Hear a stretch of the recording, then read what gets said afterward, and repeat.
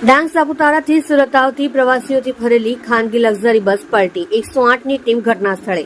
ગુજરાતના એકમાત્ર hill station ગણાતા સાપુતારા જવાના રસ્તા પર અવારનવાર અકસ્માતના બનાવો સામે આવતા રહે છે। આજે પણ સાપુતારા ઘાટ પર સુરતના પ્રવાસીઓથી ભરેલી બસને અકસ્માત નડ્યો છે।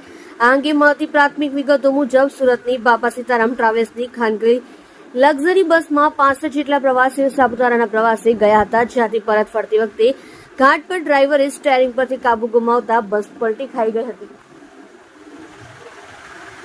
જેના પગલે અકસ્માત સ્થળે લોકોના ટોળા એકઠા થઈ ગયા છે। બીજી તરફ આ બનાવની જાણ થતાં સ્થાનિક પોલીસ અને 108ની ટીમ તાત્કાલિક ઘટના સ્થળે દોડી આવી છે। હાલ તો અકસ્માતના ઇજાગ્રસ્તોને સારવાર અર્થે નજીકની હોસ્પિટલમાં ખસેડવાની કામગીરી ચાલી રહી છે। આ અકસ્માત મામલે હજુ વધુ વિગતો આવી રહી છે।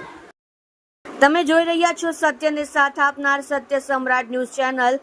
તંત્રી શ્રી નિલેશભાઈ પાટીલની સાથે સમયમાં એક લક્ઝરી બસ જે સુરતથી આવતી હતી GJ5ની, એ બસ સાપુતારામાં એ લોકો ફરવા આવેલા હતા ને, સાપુતારાથી નીચે ઉતરતી વખતે માલેગામ પાસે ઘાટ છે, એ ઘાટની અંદર ખાઈમાં ખાબકી પડી હતી।